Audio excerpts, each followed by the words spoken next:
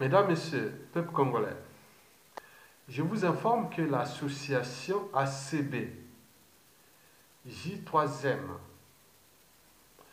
qui défend l'idéal du président élu congolais Jean-Marie Michel Mokoko, qui est aujourd'hui emprisonné par Sassou Nguesso et sa France Afrique.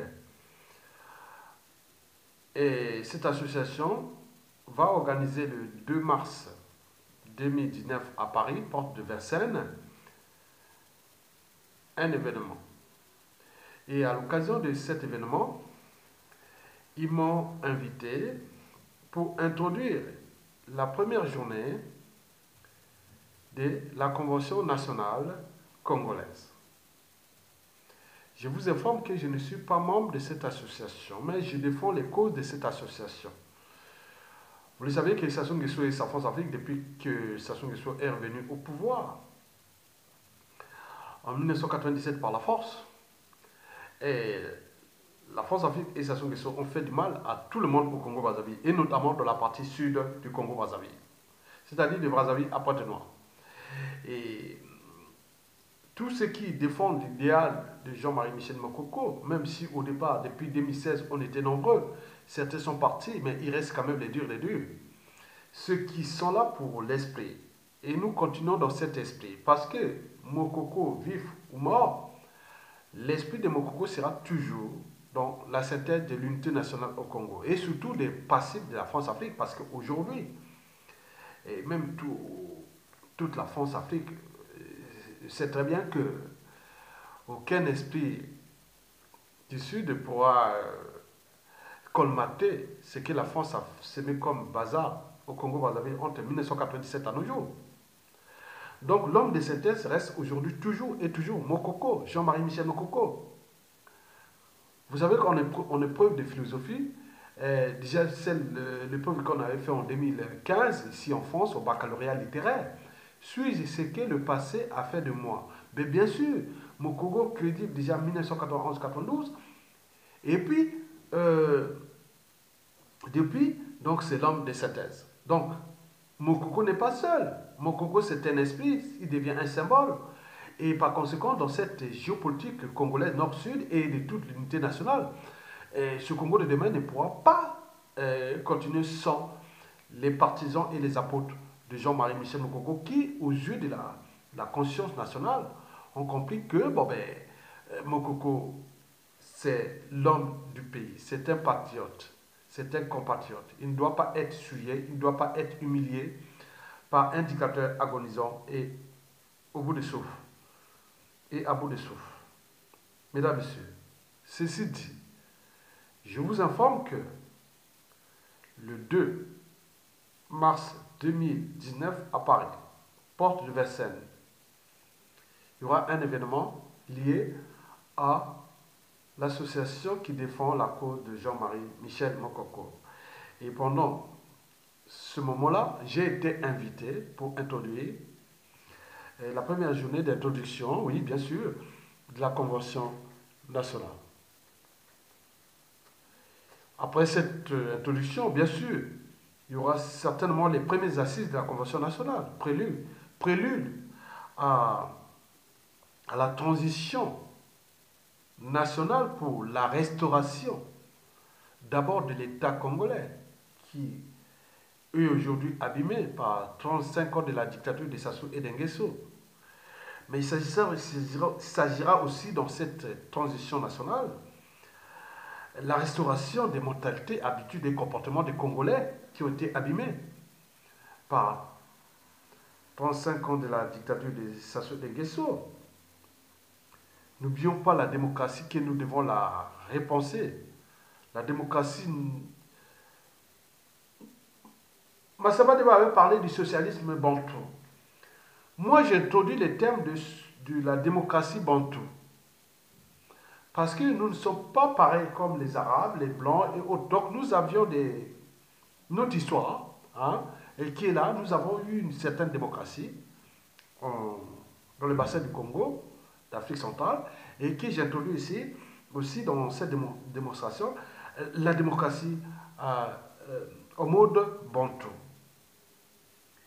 Et n'oublions pas que nous, si nous voulons restaurer cette transition, oui, mettre cette transition pour la restauration, il ne s'agit pas seulement de restaurer un État, les mentalités, habitudes et comportements, il s'agit aussi de restaurer euh, le rang du Congo-Brazzaville en termes d'image, déjà de la sous-région et puis à l'échelle continentale. Le préalable est que ça se dégage. Bien sûr qu'il va partir. Il doit partir. Il est agonisant, à bout de souffle, il est au bout du rouleau. Il ne tient que là parce que la France, en tête, en tête, en tête, en tête de sa communauté.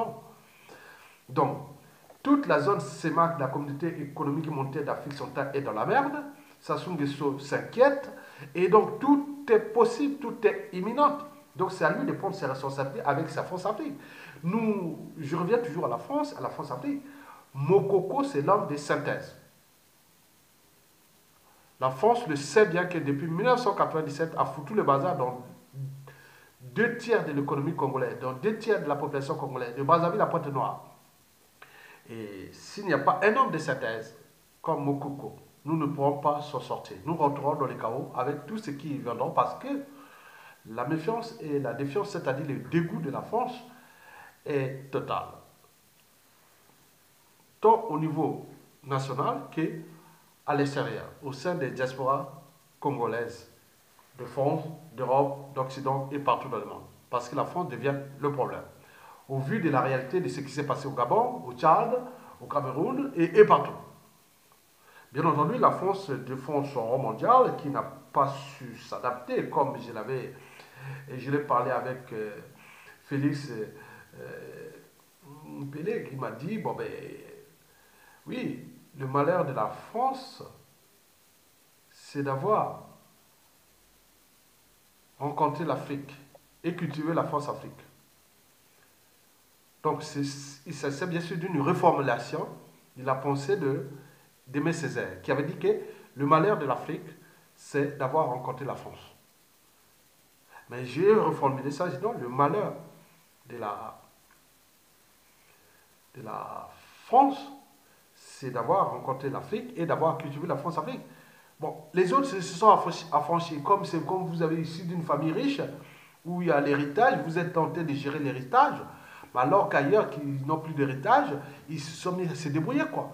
Donc, ce fut les ex-pays colonisateurs, qui sont tous d'Europe, ou esclavagistes, ils sont tous d'Europe, ils n'ont plus de colonies là-bas. Il n'y a que la France qui tient, mais c'est un château de cartes qui va s'écouler. Donc, nous éveillons la conscience d'abord des Français, puis de cette oligarchie politico-affairiste française qui n'a pas compris que le monde a changé et va changer tout au long de ce 21e siècle.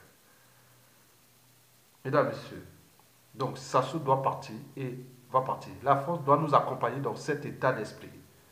Pour que Sassou Nguesso dégage, nous construisons comme la vie à bicyclette, trouver le juste équilibre. Nous, la priorité, ce n'est pas encore le franc CFA. Nous, la priorité, d'abord, Sassou dégage. Et le reste, on verra après. Vous avez tout compris?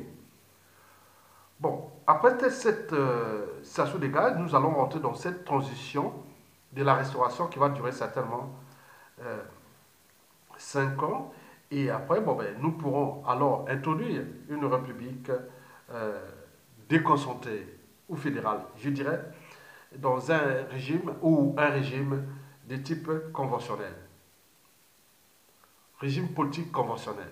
À la différence des régimes politiques classiques qui sont certainement présidentiels, semi-présidentiels, semi-parlementaires, parlementaires, monarchie et tout ça. C'est des termes qui nous ont été introduits là-bas alors que nous avions déjà nos modes d'organisation politique depuis la nuit des temps et surtout dans l'université du Congo.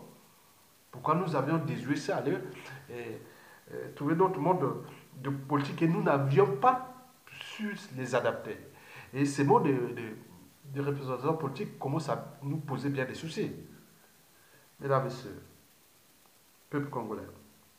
Demain, comment allons-nous ensemble, individuellement, collectivement, accéder au pouvoir suprême sans contestation, sans hold-up électoral, ni violence, manifestation, terrorisme d'État et tout compagnie? Mesdames, Messieurs, peuple congolais, historiquement, et depuis le 15e siècle, déjà, et même bien avant, bon, ben, sur le territoire actuel du Congo-Brazzaville, Au sud du Congo, par exemple, nous avions eu des royaumes qui ont commencé déjà, le royaume Teke, le royaume Luango, Congo et autres. Au nord du Congo, bon, ben, on a jusqu'au Cameroun, au Tchad, et au sud Tchad, ou même au, au Centrafrique, au Gabon et au Cameroun. On parlait des chefferies. Les chefferies, donc il y avait un chef avec, dans une tribu plus ou moins homogène, ou une tribu homogène, et avec population, oui, c'est-à-dire des tribus plus ou moins homogènes, c'est-à-dire je me retrouve avec ma tribu.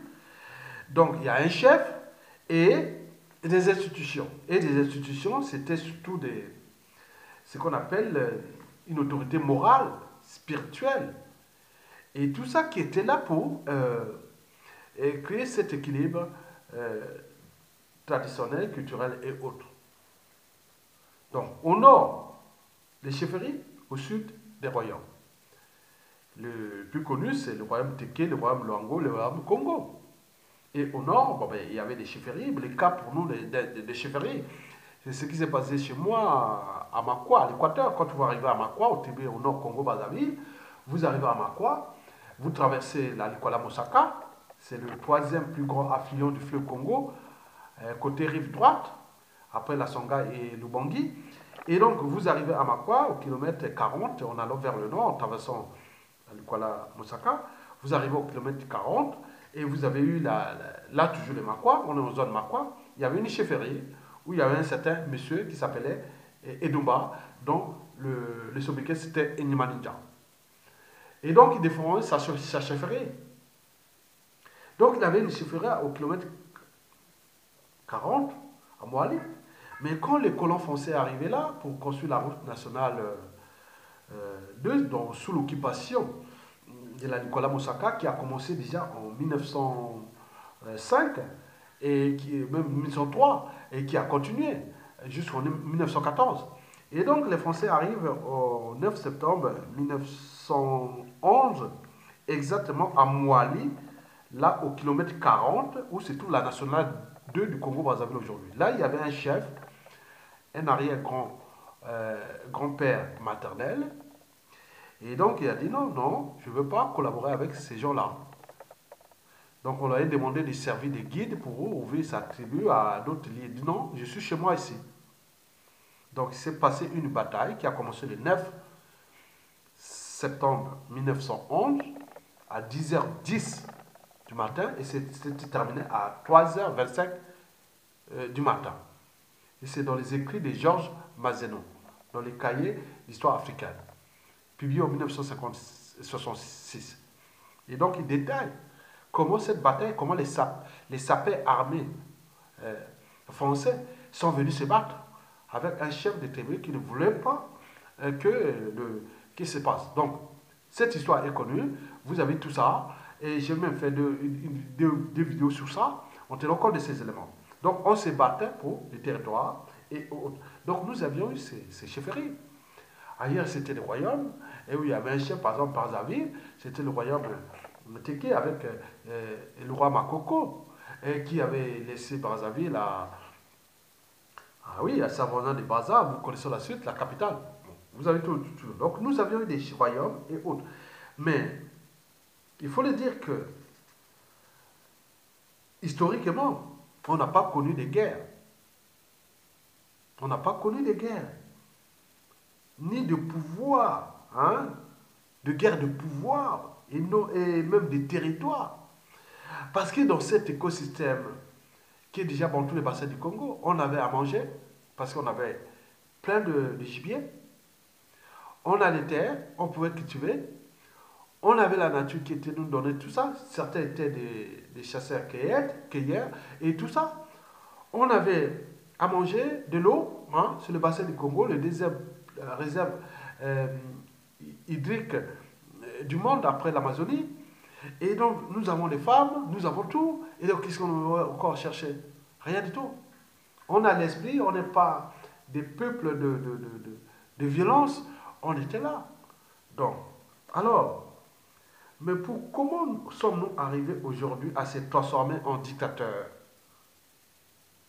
sans raison apparente? Pour un rien du temps, un rien du tout, on devient dictateur. Et ça n'a pas duré. La ressource qui nourrit d'ailleurs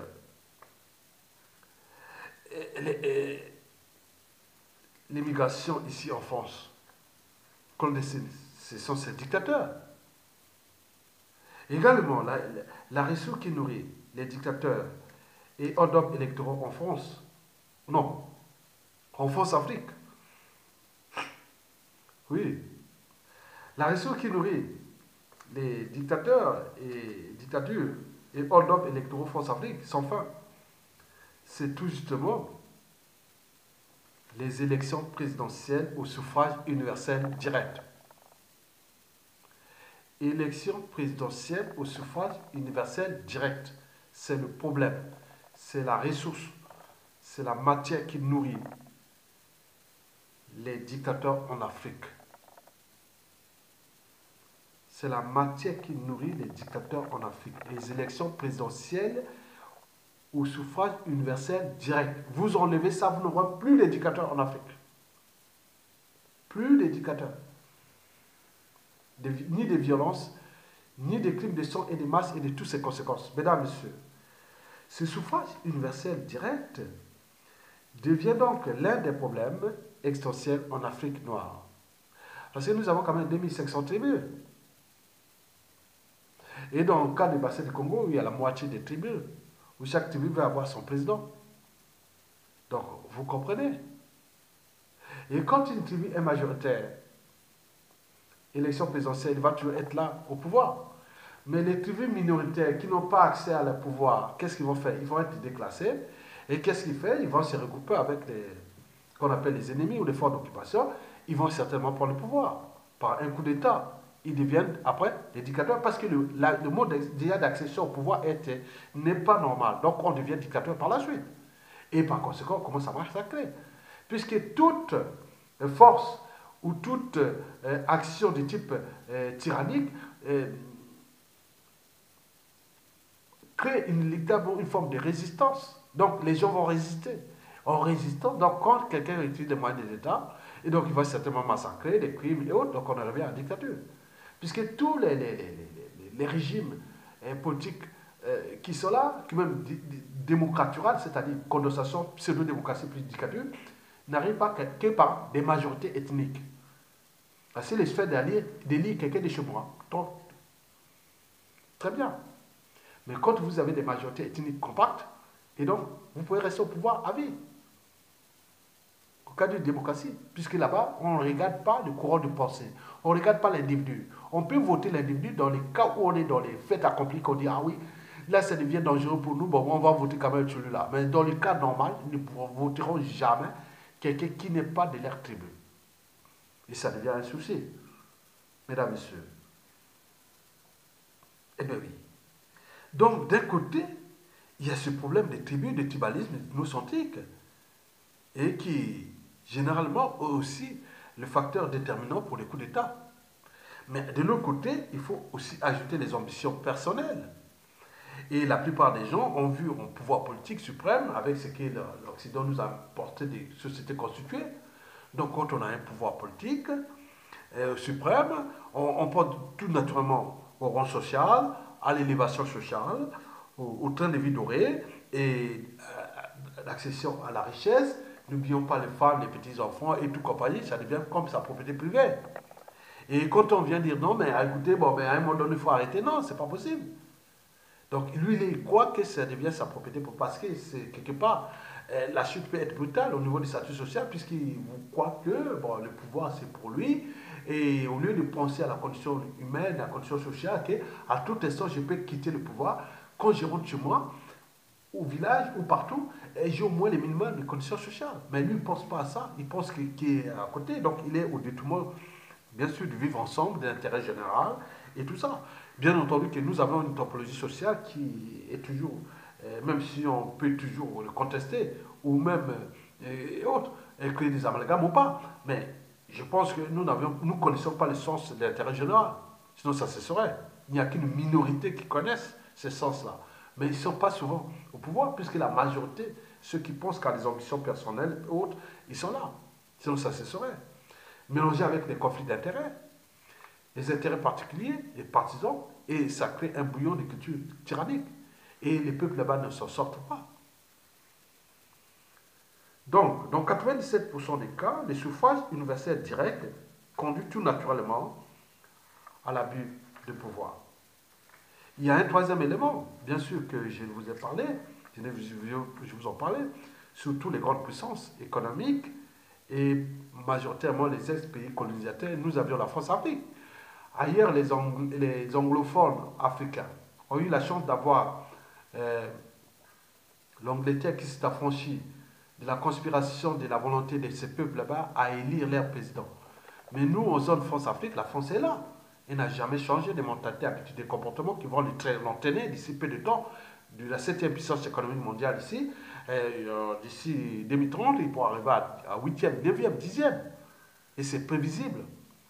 Et donc, ces enjeux, ces intérêts majeurs, enjeux majeurs, avec l'émergence d'autres puissances économiques, et donc ça crée des enjeux où on met un pion et qui est là et qui représente leurs intérêts et contre les intérêts de son propre peuple, pourvu que bon, ben, il joue au jeu du président, du dictateur, et qu'il a un train de vie et autre quoi qui va aider le pays pour ça. Parce que pour organiser un écosystème au niveau social, il faut toute la matière grise soit là. Mais quand les autres sont à l'étranger, autres, comment vous allez organiser? Alors que ces pays qui viennent les entretenir, ces régimes, ils ont toute leur matière grise gardée chez eux. Qui les entretiennent, qui les fait, qui les multiplie, qui les additionne. Mais nous, on est dans le sens de les soustraire ou les diviser. Et ils se barrent ailleurs et les autres viennent comprendre le contrôle. Vous ne serez jamais libre sans la matière grise. Mesdames, Messieurs, donc, pour vivre une démocratie aussi, il faut tout justement un peuple. Nous sommes une mosaïque des tribus, prédisposés à la soumission. Bien sûr que nos traditions, cultures, sociétés et civilisations, elles nous ont pas, surtout, appris les valeurs de liberté, de dignité, de justice et du but même de la condition humaine et existentielle. Donc tout est à repenser à ce niveau-là. Mesdames, Messieurs, voilà pour la petite histoire. Mesdames, Messieurs, l'introduction de la Convention nationale a pour objectif d'abolir les élections présidentielles au suffrage universel au Congo-Brazzaville. Oui, l'introduction de la Convention nationale au Congo-Brazzaville aura pour objectif d'abolir les élections présidentielles au suffrage universel direct, au bénéfice du suffrage universel indirect.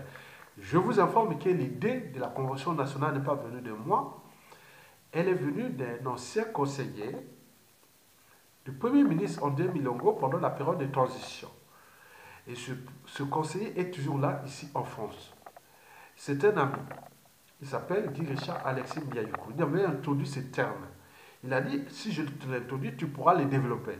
Je sais qu'avec tes idées, il a introduit ça, il a parlé vaguement, il ne trouvait pas comment la repenser autre.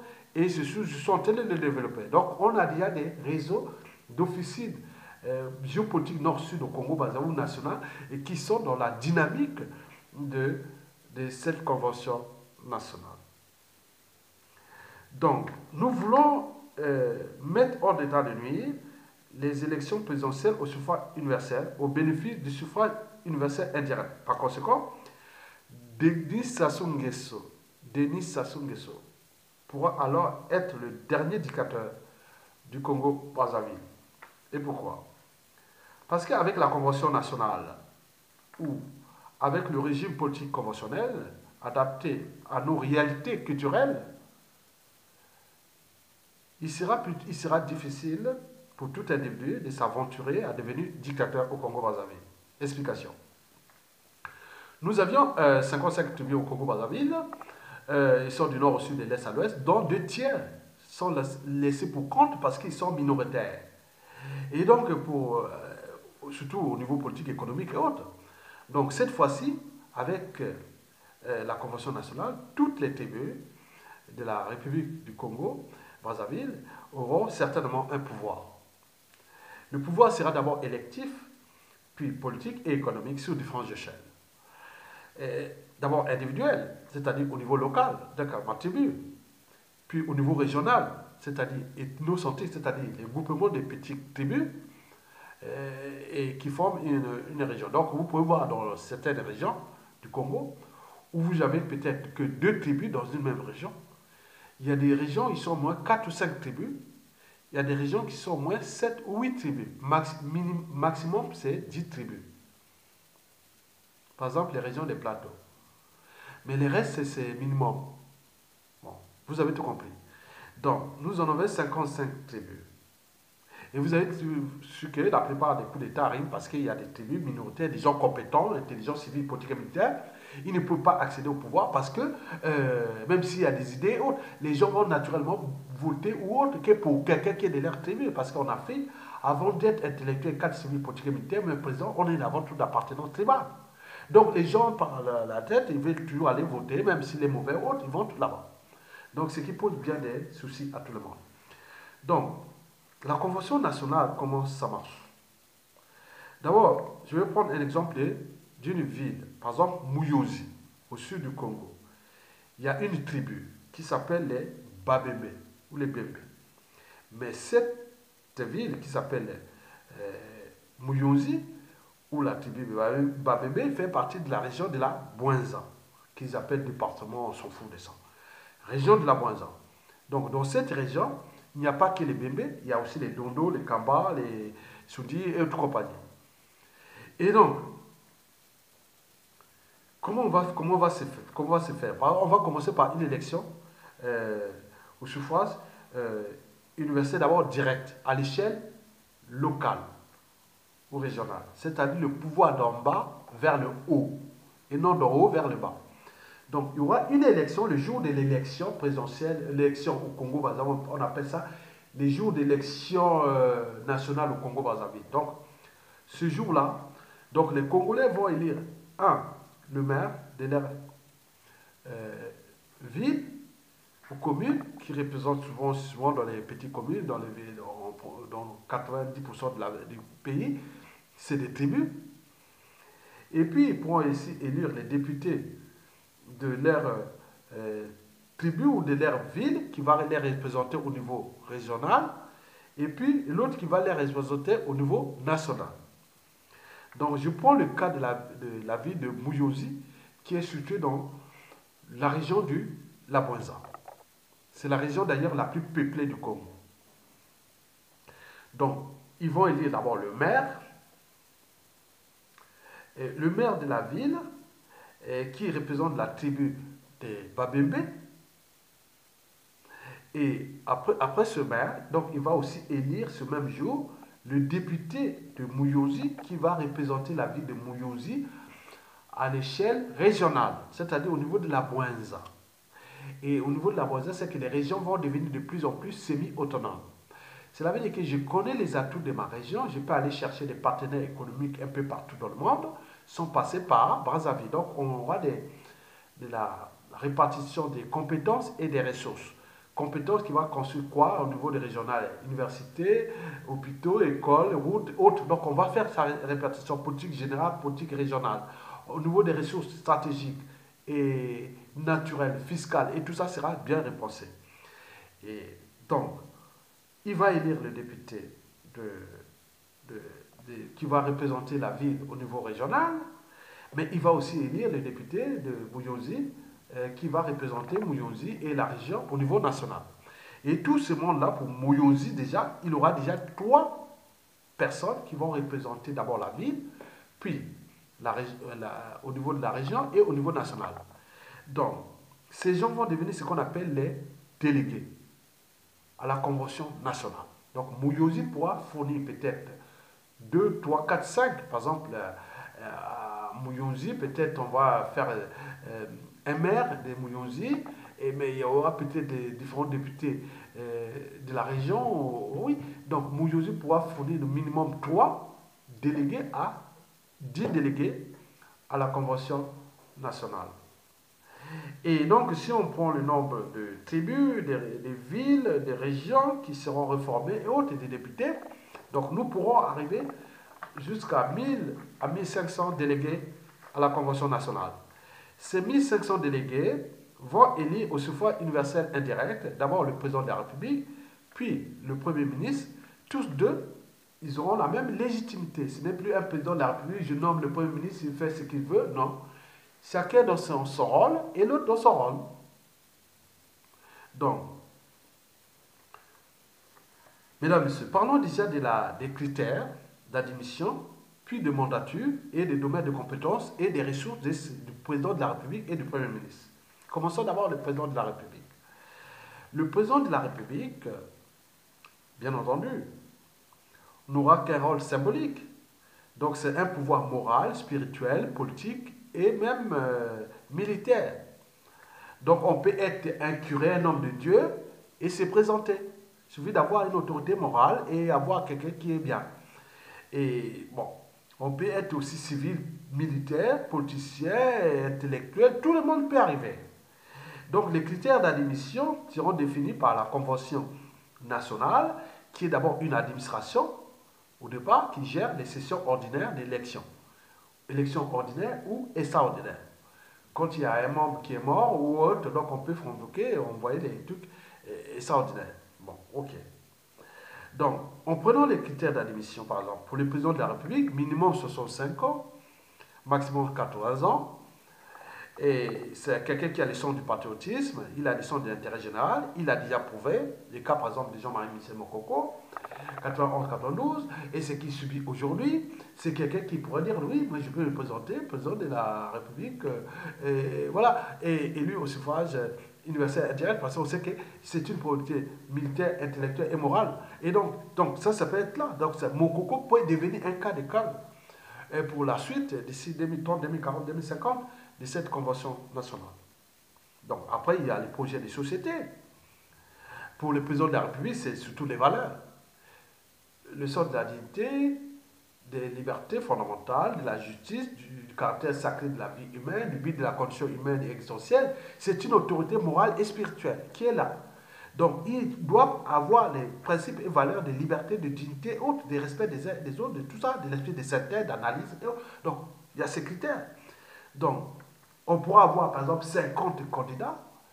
Donc, la Convention nationale va faire la présélection. Donc, il va sélectionner au cours d'un règlement. Il y a d'abord un règlement intérieur de la Convention nationale. C'est une administration où il y a des experts et autres qui vont étudier ça. Des dossiers il y a eu 50 candidats pour être président de la République. Donc, sur ces 50 candidats, bon, ben, la règle, c'est qu'il faut trouver que 5. On ne va pas garder autre, non, il faut 5. Donc, ces 5 vont rentrer dans le conclave, comme on voit l'élection du pape. Quand il y a la fumée blanche, c'est qu'on a un nouveau pape.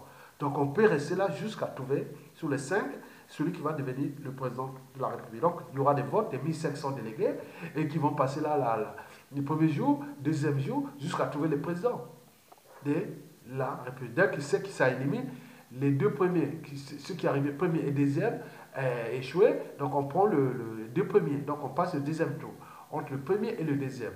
Et le deuxième, voilà, donc jusqu'à élire un président de la République.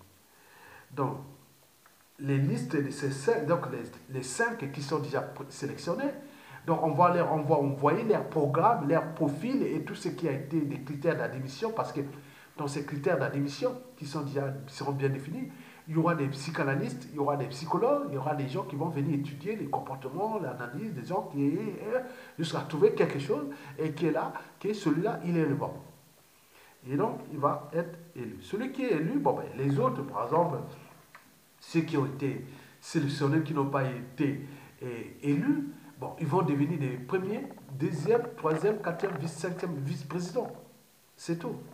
Ceux qui sont les 5, ceux qui ont déjà été sélectionnés sur les 5, vont devenir premier vice-président, deuxième vice-président, troisième vice-président, quatrième vice-président. On est d'accord? Donc leur mandat est de 7 ans non renouvelables. Vous savez qu'aux États-Unis, le mandat du président de la République est de 4 ans multiplié par 2. S'il est réélu, c'est 8 ans. Bon, en réalité, on passe un an de campagne présidentielle. Donc le mandat des présidents de la République aux États-Unis sur 2 mandats est de 7 ans. C'est-à-dire, c'est 3 fois 3,5 par mandat. Donc on ne reste pas 4 ans. Non, en réalité.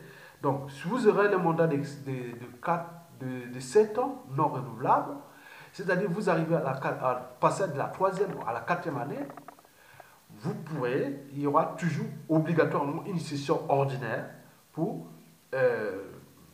faire la motion de confiance ou de défiance.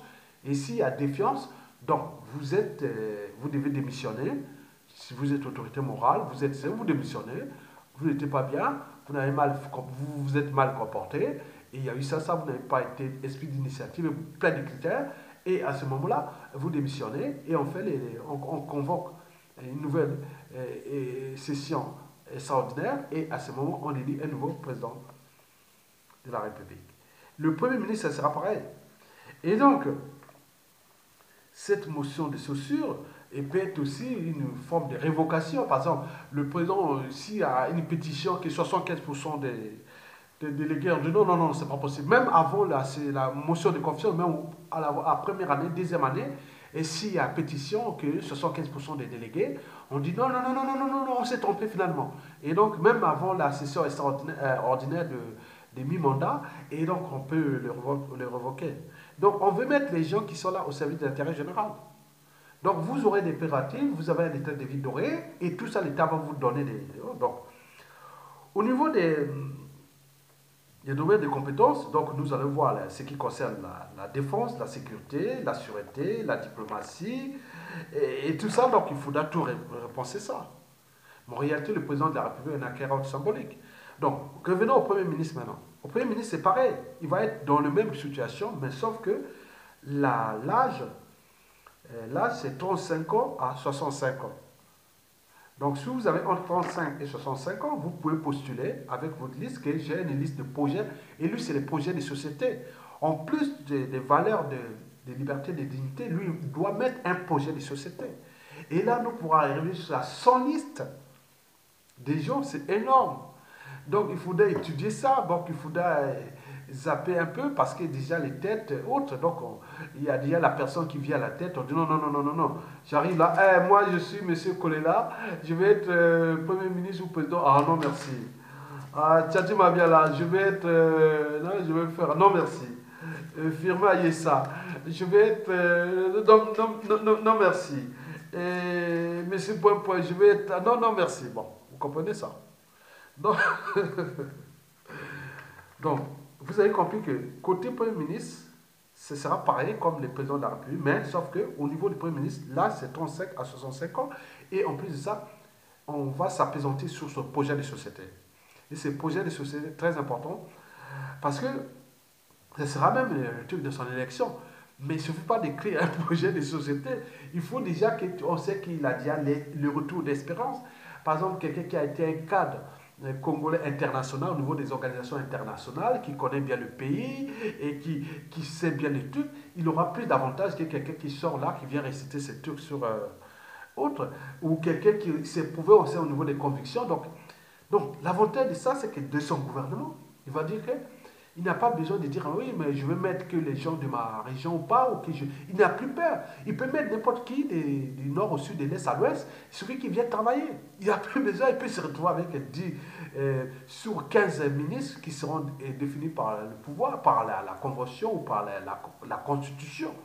Qui est maximum 15 minutes, 15 ministres. Et sur ces 15 minutes, il peut se retrouver avec 4 ou 5 des attributs. Mais si c'est demande des craques, ils vont travailler. Mais sachant que le Premier ministre, puis le président de la République, non pas le président de la République, le Premier ministre, même les membres du gouvernement, et beaucoup de gens qui seront là, même ils pourront se transformer en Premier ministre après. Donc il y a beaucoup de gens qui peuvent aller plus loin. Et non seulement au niveau du président de la République, mais au niveau des organisations internationales du Congo. Donc nous, ces gens qui auront passé, par exemple, un président de la République, un Premier ministre qui a passé ce mandat all-main, il a déjà le poste de président de la République à lui. Et il est déjà au conseil de la République à vie, train de vie doré jusqu'à vie. Donc il faut faire là pour que quelqu'un vienne agiter les neurones. Soit on additionne ces neurones au niveau national, c'est-à-dire les politiques générales, éducation, économie, environnement, défense, géostratégie, tout ça, ensemble, politique générale. Et donc là, c'est fait. Et au niveau régional, les régions se deviennent de plus en plus semi-autonomes. Nous avons des régions qui sont quand même, il faut dire que nous sommes les bassins du Congo. Nous pouvons créer une diversité des régions. une diversification de l'économie. Et l'État central qui sera déconcentré sera là pour équilibrer ces politiques entre les régions pauvres et les régions riches. Donc on va trouver ça. C'est possible, on le sait comment le faire. On est capable de le faire. On devrait le faire. Et nous aurons une diversité de régions. Vous revenez sur la Bouenza, Madingu, Mouyouzi, Loudima ou n'importe où, vous aurez tout diversifié. On n'aura pas de villes standardisées. J'arrive là à Mouyouzi, je peux aller chercher des partenaires économiques, même d'urbanisme et d'habitat, même en obligation ou en fonds propres ou en détriment pour diversifier ma région, ma ville et construire une ville nouvelle, géniale. Et donc avec tout intégré dans la région. Donc je suis libre. Et donc à ce moment, on pourra avoir une diversité de cadres de vie. Quand vous rentrez en Europe, en Occident, ailleurs, vous passez de ville en ville, vous voyez que c'est différent partout. Mais ce n'est pas chez nous des trucs standardisés ou tiers-mondistes. Parce que tout est concentré sur une tête qui est Sassou Nguesso et ses grands travaux Jean-Jacques Bouya. Quand la tête est mauvaise, ils ne pensent pas. Vous voyez qu'on a des villes standardisées. On a tout est bazar. Donc tout va être fait au niveau régional, au niveau local. Donc les gens qui sont à l'échelle régionale ils pourront avoir ce pouvoir de révocation et autres. Donc moi, quand je suis là, président de la République, je ne vois plus. Il suffit que je suis... J'ai des embrouilles avec une région, 2, 4, 5 régions, quelque chose là, je suis sûr qu'on peut me révoquer.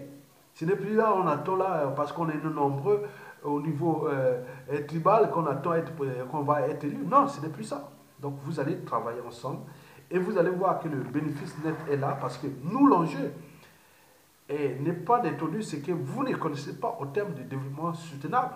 Je suis un allié. Les premières assises du développement durable ici en France ont été faites en 1996. J'étais là. Ça s'est passé dans le Val d'Oise. J'étais le premier Congolais dans les affaires du développement durable. J'étais là. Les premières assises du développement durable en France, c'était en 1996, en décembre. J'ai les bases tous ici. J'étais en lien avec l'ADEME, l'Agence de l'environnement et de la maîtrise de l'énergie, en France ici, qui fait partie des trucs d'écologie. Mais nous avions introduit d'autres concepts et que nous attendons que nous pourrons faire.